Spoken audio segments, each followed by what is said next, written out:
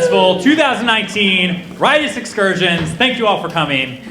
Super pumped. I was poised. Some of you might be familiar with the art world. I was poised like all week this week, and right now I feel like it's friggin' Friday Night Lights. This house is full. The acts are great. I can't wait. Let's do it. You were like doing straight up stand-up comic right now. It's so cool. No, it's good. It's good. Keep it going. Keep it going. Okay, if you want to see a real stand-up comic, come to the Museum of Sex tonight. Yes. We're going to honor Becca Blackwell, and they deserve our appreciation for their comic force. And we're also going to dance the night away. Starts at 10 o'clock. And before that, right now we have our final works in progress group, which I'm really excited about. Let's give a round of applause to all of them. So these are excerpts from projects that are new or in development. In this group, we're very excited to introduce you to the exceptional Michael and Patrick, Mo Yousuf, which is Target Margin Theater, and Nikki Douglas and company. Okay, there will be brief transitions in between, and we ask that you stay for the duration of all presentations. And afterwards, there's going to be a very brief talk back, which is always fascinating. So please stay with us for that. It's going to be moderated by who's our moderator today? Yes. What's your name? Kim. Say that again. Q and Kim. Great. So she's going to hold down the fort for that. Get excited. Woot! Thank you all for coming.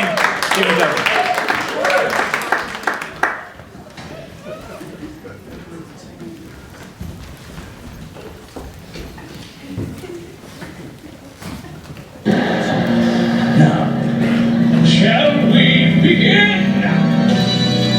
Welcome to the Prelude Festival, live from Midtown East.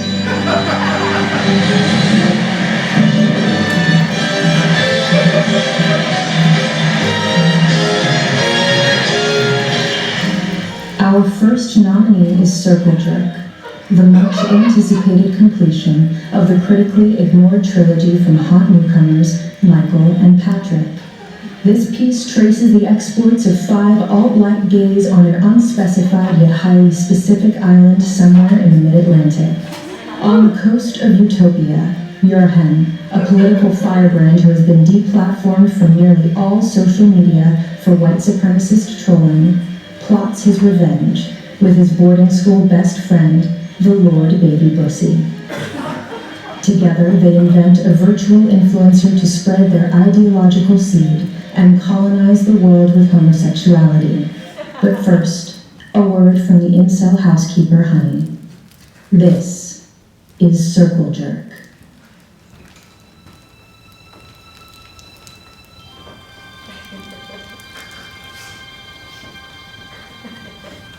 Don't feel bad for me. Seriously, don't. Everyone already does. Imagine a place where we were the majority. Not just the majority, the vast majority. 90% of the people. That's what you get here. A place where you're not the minority. A place where people understand who you are naturally. You don't have to explain yourself. You don't have to come out. Everyone you walk past is virtually the same. They like the same music. They dance the same way. They drink the same drinks. Our shared experience, that's what makes this place so calm. Like, it brings a sense, like the deer here. The deer here are so calm because they've never actually experienced a predator. There are no predators here. You don't have to worry about being brutalized here. You don't even have to lock your doors. You can just be who you are. And at the end of the day, after all the dancing and the music and the parties and the walks on the beach, that's what makes this place so special. You can just be here as a gay man. on Gaiman Island. Fuck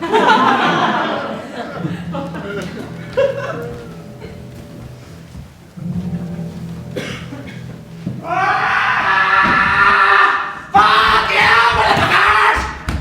Fuck you, motherfuckers! Why you look at me like that? Are you fucking afraid of me, bitches? You're in my house now, motherfuckers! I'm sorry it smells like ass!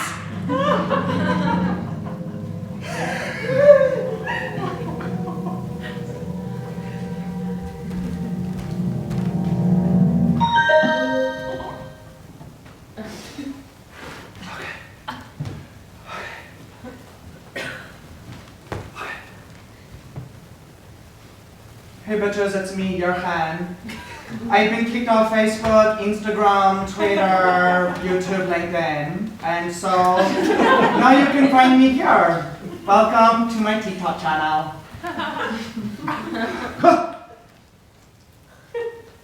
We're the gays? Oh fuck.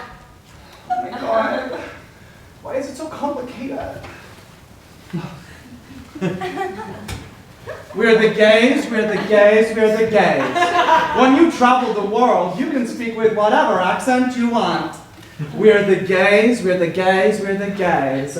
When I was 14 years old, I raped my field hockey coach and he went to jail. Consent? We're the gays, we're the gays, we're the gays. The best sex I've ever had was in Riyadh, because there's nothing like fucking a repressed jihadist who wants your head and gives it even better. We're the gays, we're the gays, we're the gays. Okay, how do I pass this? Okay, fine. Next. Post. No. Fuck!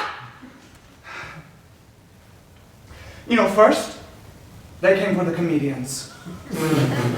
I did not speak up because I was not a comedian at the time. Then, they came for the straight cisgenderers. I did not speak out because I am not straight, and there is only one gender. Then, they came for the Amerikaners. I did not speak out because I'm not an Amerikaner. And then they came for me.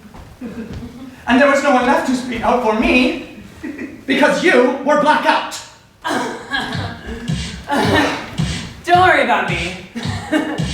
Seriously, no need to worry about me, I'm fine. Wait, so there was this guy last night at the sausage stand? Kinda hot, kinda not. And I told him I wasn't interested, but he came home and he fucked me anyway. It was kind of iconic. Anyway, yeah, now I have to get tested again, even though I got tested like 2 years ago. Sucks. Oh wait, you're a hen, wait, do you want some coke? Here's the crack, honey. Ugh. Baby pussy. No, that's the lawyer, baby pussy, to you, bitch. Fuck, last night was so iconic. Fuck, actually it was like kind of like Mykonos 2012. Wait, that was inappropriate. Wait, so that second night when you were fucking that guy on the roof, was he a guy or was he a dog? LBB, please. I cannot talk about Mykonos. I can only talk about me. Kanos. And by the way, I have a much different recollection of what happened with that dog that night. Hindsight is 9/11. I'm so happy for you. And that you have gone out there and done this with your pussy. But while you were getting this clap, LBB, I was cancelled. What? What? You were cancelled? Fuck. Shit. But you paid for everything. Fuck. Are they gonna cart me back to the mainland for this? Shit.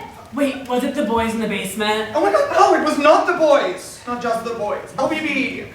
Oh my god. Everything we have worked for these past 5 years is down the fucking anus. And what they don't understand is that I was the one that made them. I gave them the tools, I gave them the memes, I gave them the army. And now they think I'm too much, now they think I'm a deviant, I'm dangerous, now suddenly I'm a troll. Well, duh! That is why you love me! Motherfuckers! And trolling is like an extremely important part of democracy. Hello, do you read the Kindle? I mean, if you're telling me that the patriarchy is a bunch of men gathered together in boardrooms and bathrooms and classrooms thinking about the best way to oppress you, then you are a troll. Yeah, Absolutely, this tracks for me. Like, do you remember that freshman year at the academy, we took that radical social justice class, and the feminists told us that like buildings are inherently phallic because they go upwards into the sky instead of down into the ground. That's fucking trolling. Or like that they told us that like Aristotle invented linear narrative structure based on his ejaculation pattern. It's trolls. That's trolls. And if you believe any of those things, then you're a troll, and I have every right to troll you right back. I mean, slay a bitch. Let's do some crack. Okay. Right here. Okay. Oh my God. Alexia, play Mariah. Alexia. Boston Tea Party. They were not patriots. They were tea salesmen dressed up like Native Americans in red face to get sassed. Race trolls. Wait, what about the French Revolution? French Revolution? They were luxury trolls. The European avant-garde? European avant-garde shape trolls. What about ACT UP? Act up. Performance art trolls. Performance art trolls. Wait, what about the Live Strong? Merchandising trolls. Facebook? Russian trolls. And that's my holes. The history of Western democracy is the history of trolling and homosexuality. Fuck!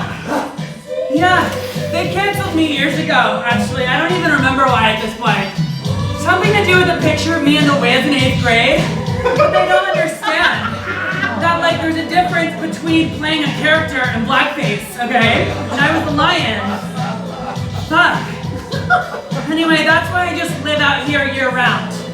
Like, it's just easier. It's a safe space for us. It's like what they always used to tell us about ancient Greece. You remember? Yeah. They said that ancient Greece was the birthplace of democracy and homosexuality. So it was the most progressive community in the history of the world. Exactly. That's why I live here now. So much better here. The worst part is the ferry ride back. I wish we could just, like, cancel the world. Alexia, stop! Say this again. I wish we could just cancel the world. Now say this to the camera.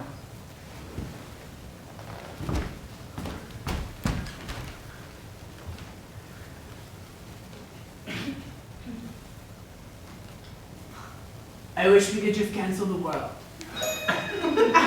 This is it. This is how I will avenge my people and take over the world. Yes! Yes! Wait, but how? LBB, listen to me.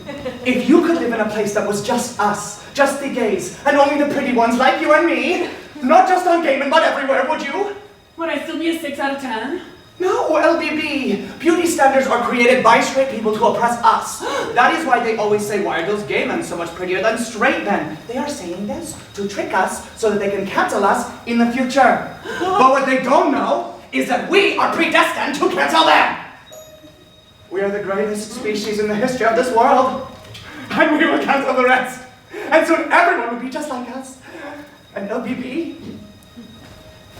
you will never be fat or ugly or stupid or a drug addict or an alcoholic or different ever again. Yes! Yes! Everyone will look like me! It's like F-Psych, where you are attracted to people with your same bone structure.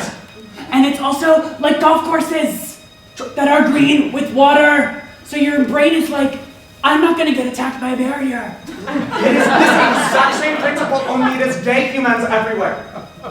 Wait, but what about lesbians? Oh, Hold on, hold up.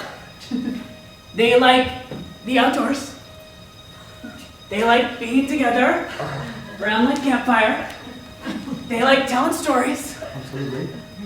We will reserve them a plot of land. And they can still, like, live together. Absolutely. LBB, concentrate. Camps. Yes. Yes. Yes, but how are we gonna do this? Like, no No one likes me and you're a white supremacist. We must invent someone. We must invent this exact person, like an exact perfect person that all of these libtards will want to listen to. And then we will take my talent and we will inject it into it. It will be me, but it will not be me, you know. It will be me, but it will be different. And yet at the same time, it will be more me than it has ever been. It will be a me. From the top and bottom and right and left side, under, top, and through. A me. A meme queen. I'll be me. When we finally do this, and when we finally have this attention span, we can prove exactly what we've always known to be true. That we, the gays, are the most important human gays.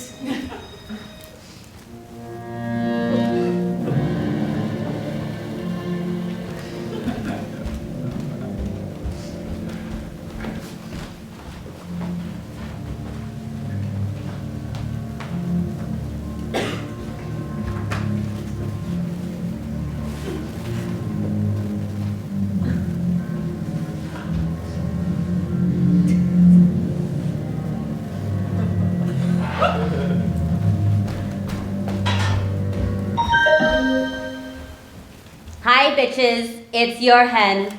Welcome to my channel. Oh wait, fuck, how do I start over? Hi bitches, this is Truth Raider Thinsberg. Welcome to my channel. It's tea time. Betsy Ross was actually born a man. Facts. This is just one of the million facts that they will not tell you in your history books. Facts. History? More like Miss Story. I'm talking about gay erasure. They are resentful of our culture, the culture of the Western people, the culture that we, the homosexuals, the male homosexuals, erected from the ground up. Lick on that titty, motherfucker. Betsy was born as Billy. Billy Betsy Ross was so good at cooking and sewing and cleaning and this and such like as the other that at such a young age, his parents made the choice for him to be raised as a woman. And Billy? She's just a girl who can't say no. Yeah, that's right.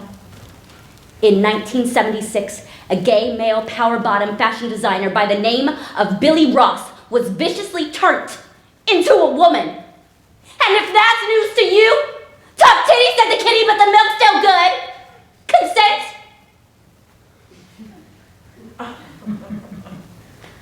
I happen to know an archaeologist. He dug up Billy's bones, and he determined the cause of his death, his age at the time of his death, and also his gender. Because gender runs bone deep. Facts. What else could Billy have done?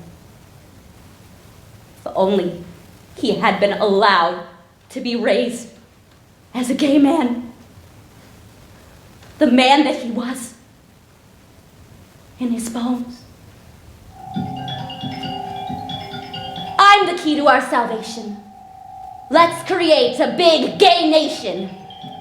Identity is the key, and my identity is me.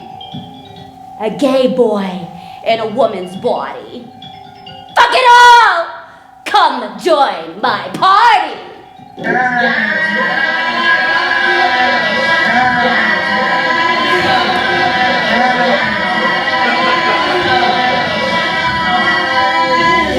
Yes! Oh my god!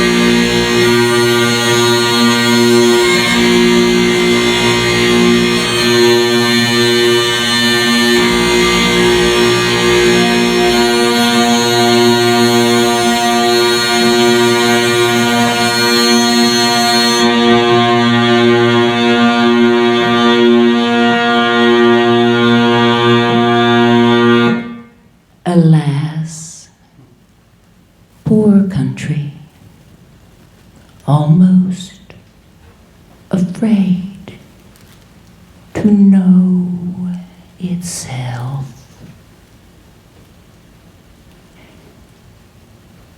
It cannot be called our mother, but our grave.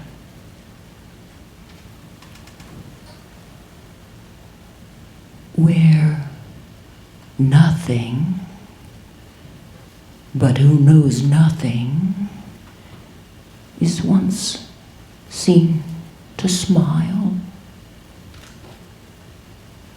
Where sighs and groans and shrieks that rend the air are made, not marked.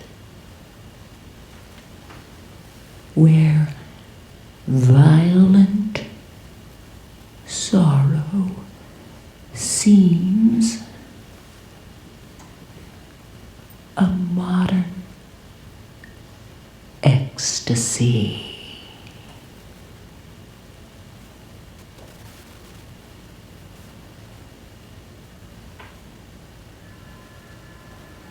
I conjure you to what you profess.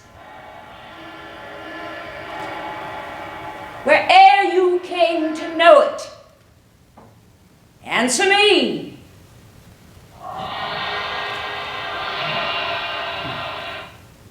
Though you untie the winds and let them fight against the churches,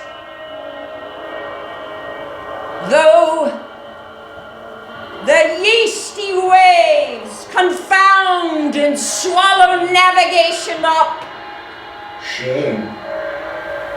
though bladed corn be lodged and trees blown down,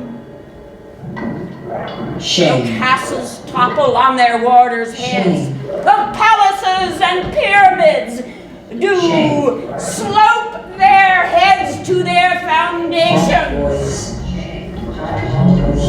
though the treasure of nature's Germans tumble all together, even till destruction sickens. Answer me what I ask of you. Speak, demand, will answer. Speak, demand, will answer. Speak, demand,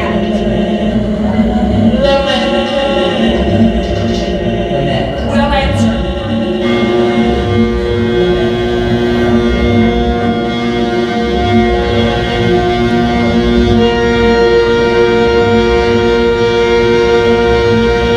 Is this a dagger which I see before me?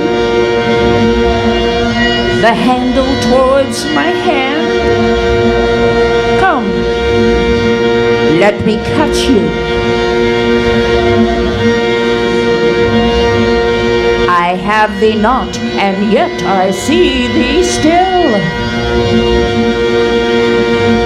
Art thou not fatal vision, sensible to feeling as to sight?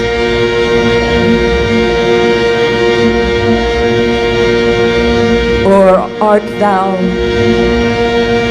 but a dagger of the mind, a false creation proceeding from heat, oppressed brain?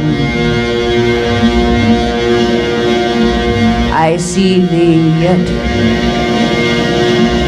in form as palpable as this which now I draw.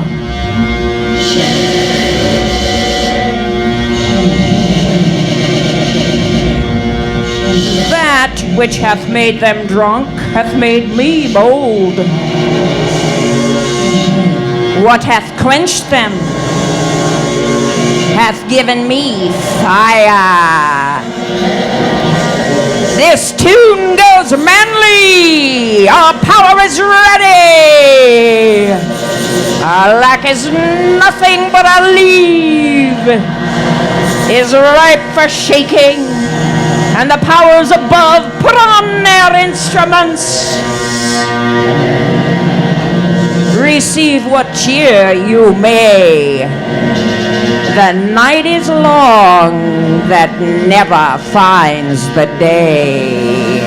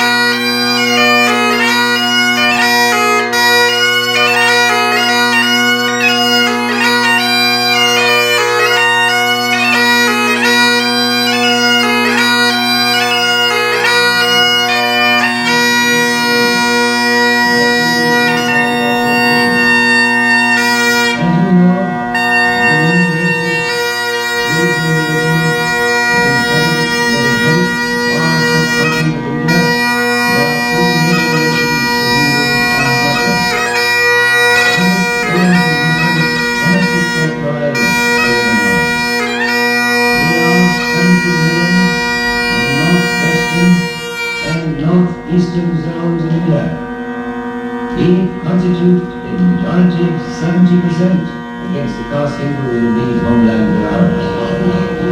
We want to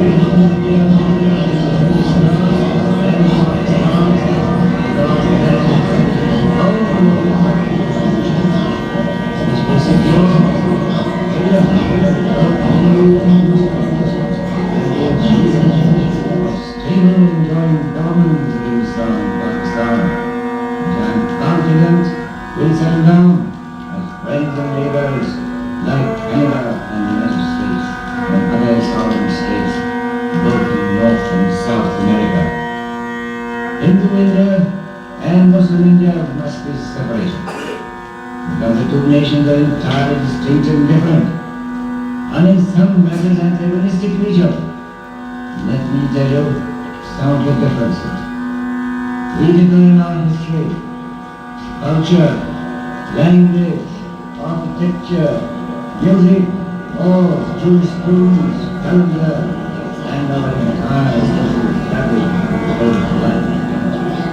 One India is possible we inevitably Muslim must transfer from the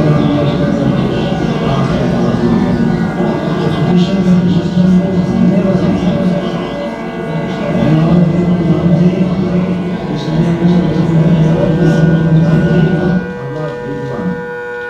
which will virtually mean one nation ruling another by means of ballot box. The writ and fiat of such a government will neither command respect nor acceptance in religions, and such a government will therefore be impossible. It can only function by force. It will never secure the winning approval and sanction of the 100 millions of Muslims.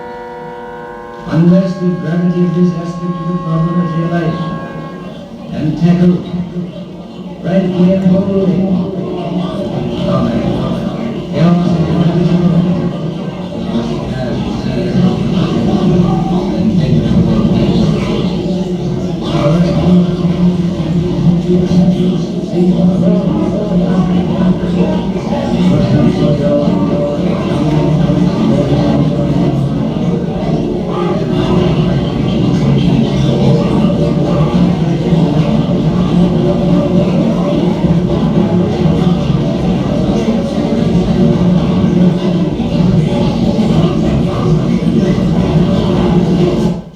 Muslims desire freedom more than anyone else, because love for freedom, fraternity, and liberty is the lifeblood of their existence.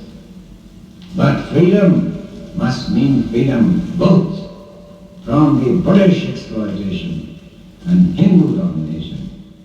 100 millions of Muslims will never agree merely to a change of masters.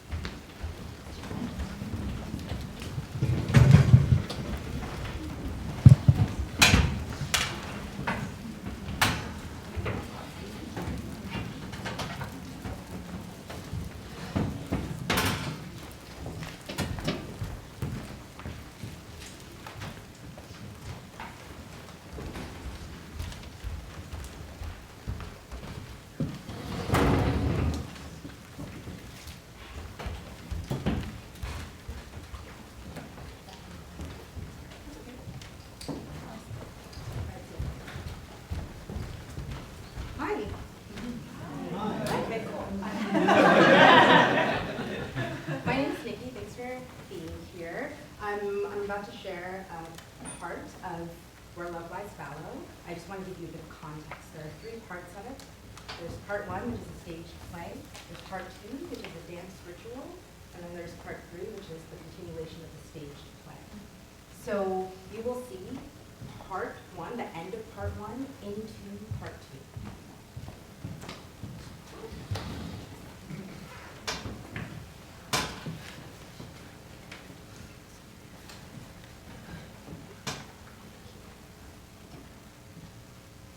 Nia told me that you're some of the smartest women she knows.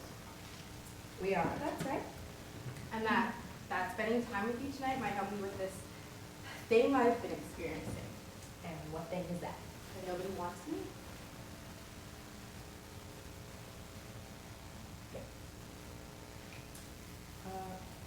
Why do you think that nobody wants you?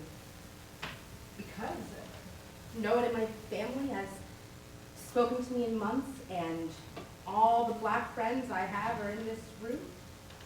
And I've never been in a relationship. I've never even dated someone for a few months. Shit, I could recall every date I've ever been on if you give me a second. It's so few. Wait, really? You don't have any other black friends? So complicated.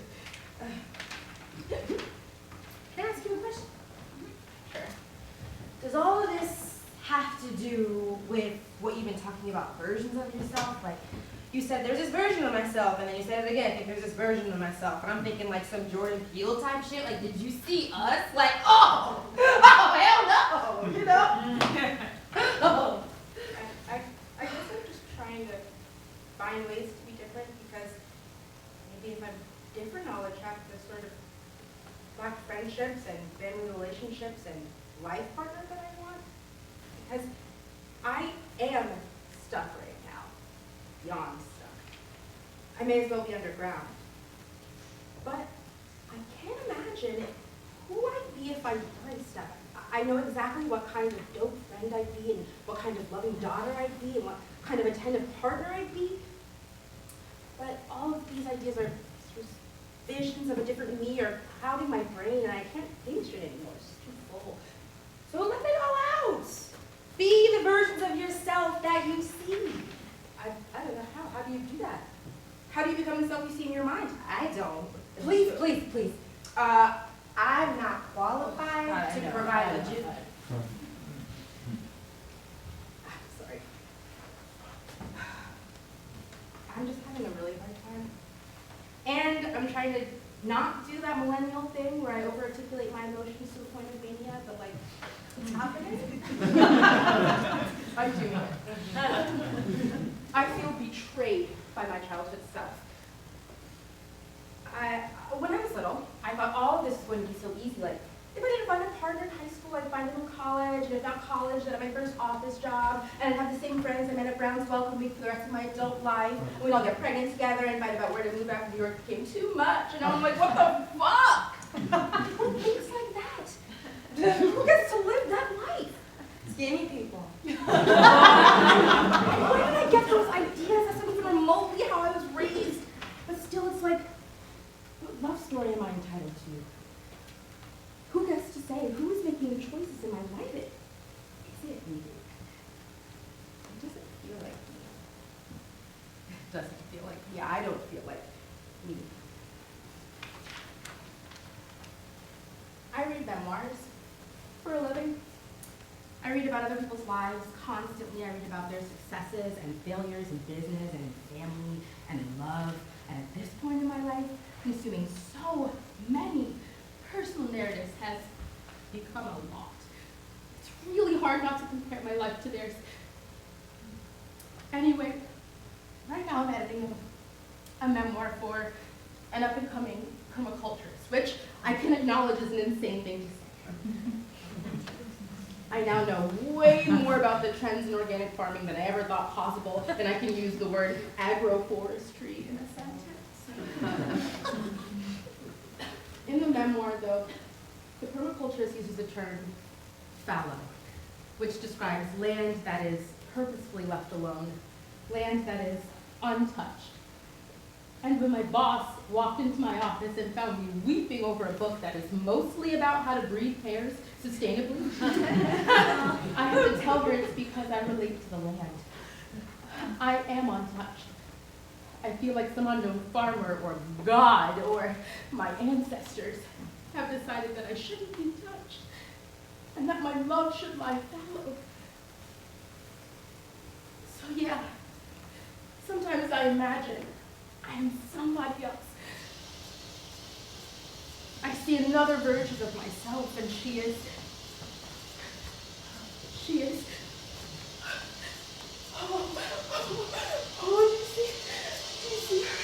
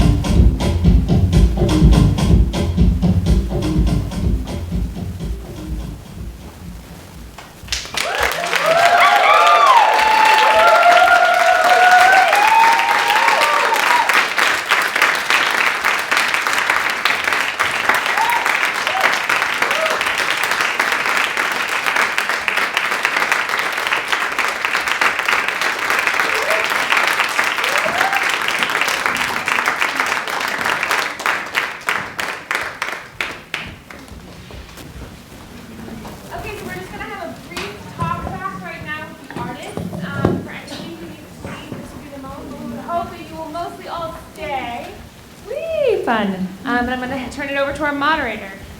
Hi, my name is Kyun Kim, PhD student, PhD candidate at the Graduate Center, and I really enjoyed watching all the shows and looking forward to hearing from the artists.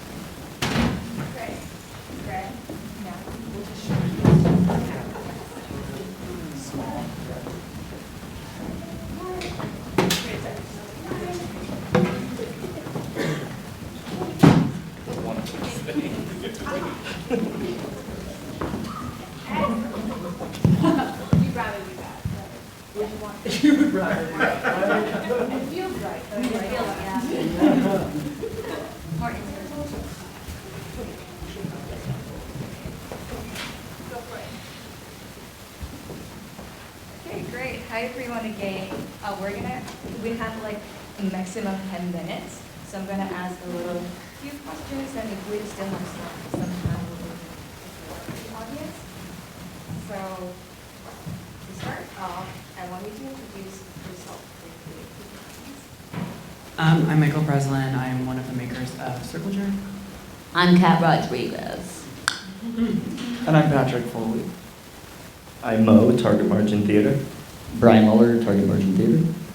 nicHi Douglas.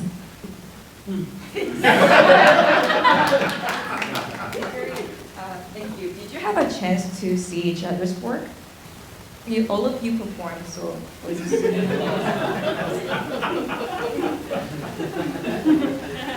Okay, no. So my next question is, I want to know how you come up with the work. Like, how was the process of working with this theme and work? How was how it's developed? Yeah. Do you want to start? Sure.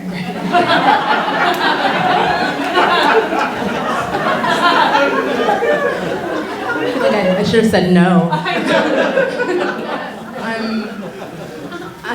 This play is coming from truly a personal place of being heartbroken, I think is where the word is coming from. And so developing it has been a process of me sort of stepping further and further away, in a way, from the sadness, and then so that I'm able to investigate sort of what else is underneath it, what else can I find that's worth telling a story about. And in the play there are 4 women, and we get to see the many sides of love as we experience it in our lives, or hopefully the many ways we can experience it, so through friends, through family, through romantic, through romance. Yeah, and then there's a lot of dance inside of it because that helps me communicate. And the dancer you saw tonight, just now, Tatiana, is also, yeah, that's right.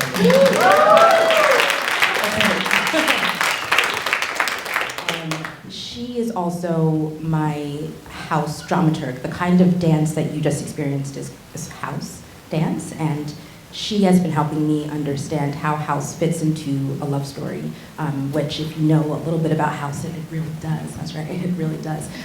So that has been a big part of the development as well. Just a conversation of when dance can emerge and how we hold it.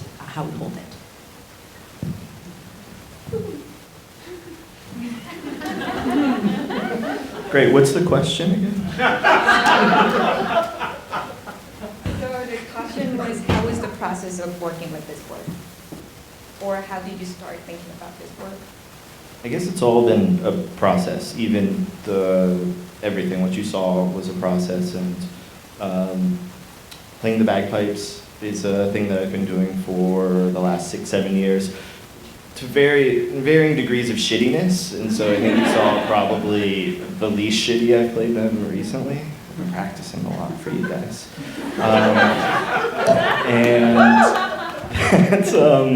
There's Pakistan is the world's leading manufacturer of the Highland bagpipes, the great Highland bagpipes, which are the ones that I was playing. And I'm half Pakistani, and it's been this way of connecting to some cultural things and finding stuff. I don't think I found all the stuff in it yet.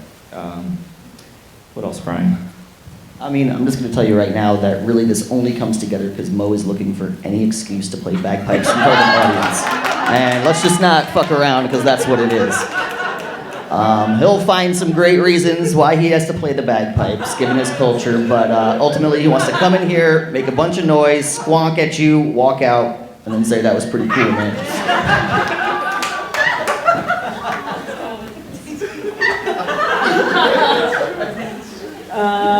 We work as a writing duo, Patrick and I, and we work with Kat as a performer and Ariel Seibert, who's somewhere here as a dramaturg, over there.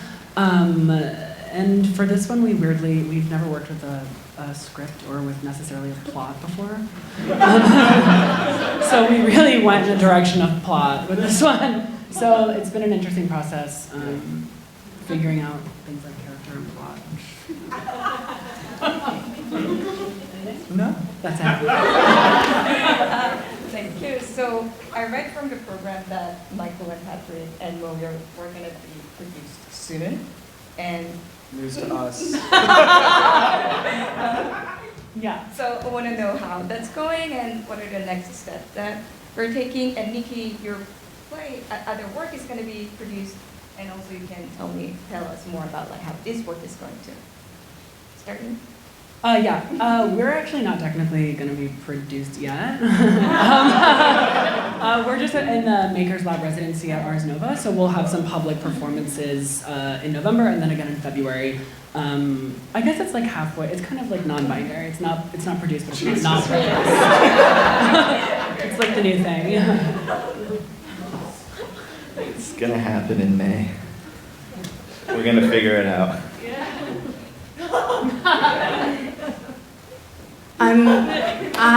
I will continue working on Where Love Lies Fallow at the Public and their Devised Theater Working Group, and I will keep developing it and figuring out what's possible. And then in January, if you're curious about the progress I've made, you can see it during Under the Radar. So this talk back is like so much more fun than I expected it to be. So great. Thank you so much. And I'm sure audience will like wanting to ask more questions. So we're gonna have like 1 or 2 audience questions. Sorry, just one of my performers, or both of them just came in, and I feel like I'd like to share this space with them.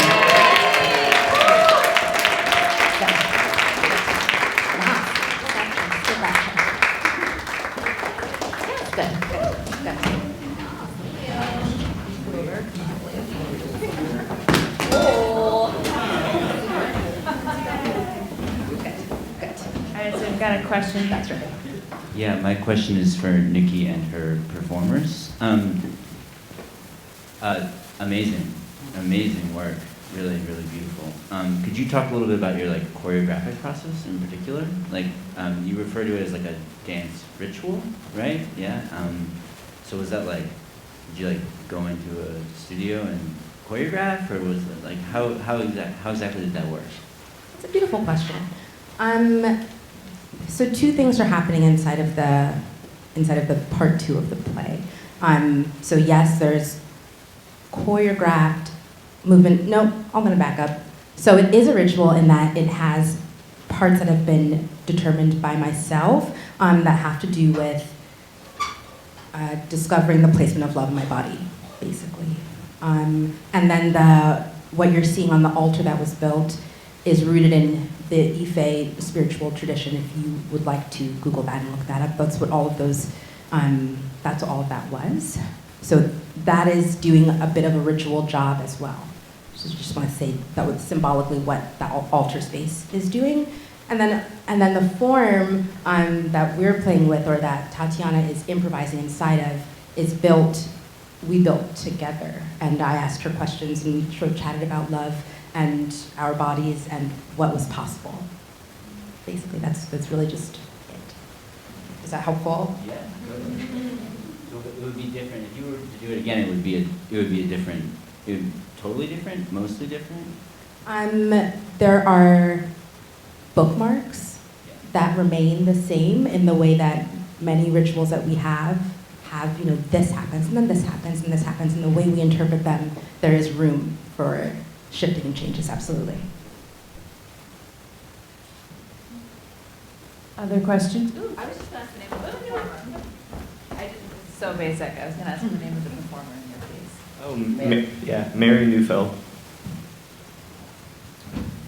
Could you speak to how house music informs the love aspect? Because you had spoke on that, and I do believe in a charge in house music that is very BPM heart-based, is what my brain is thinking, but it's interesting to think about that dynamic. Yes. Tatiana, can you speak a little bit about love and house?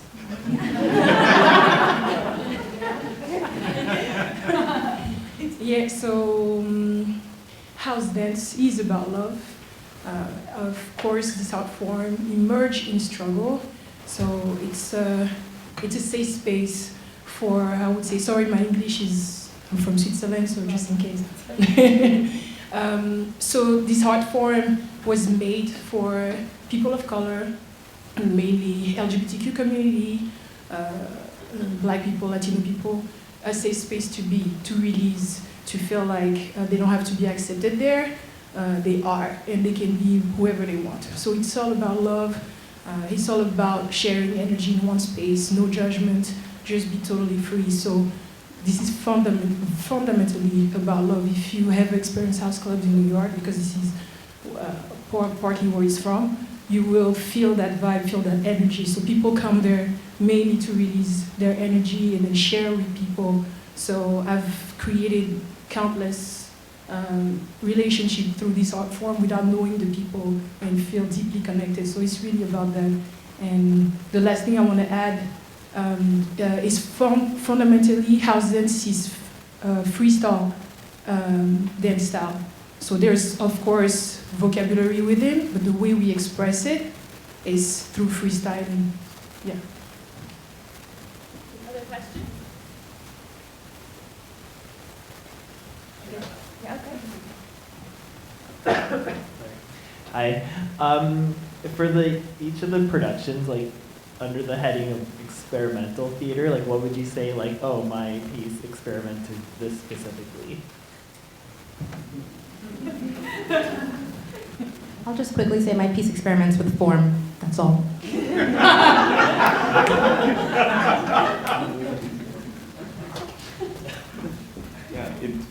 In the beginning, I just said I wanted to play the bagpipes for a really long time. A lot longer than I've ever played them. Can I do that? Yeah.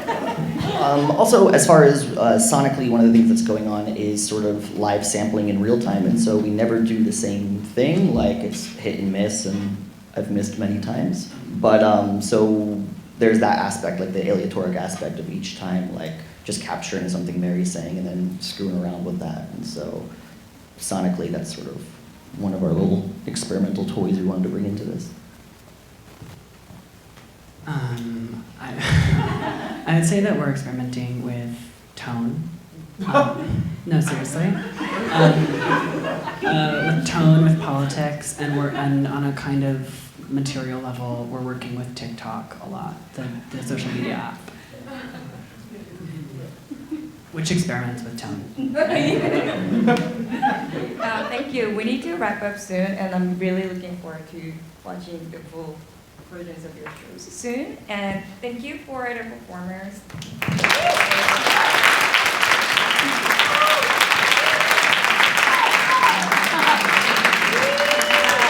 Thank you again. I'm so happy to have you all here tonight. It was so cool, so bomb. Anyway, in case I didn't say at the beginning, I'm one of the co-curators, Sanaz, and tonight at 8:30, which is in 10 minutes, Whitney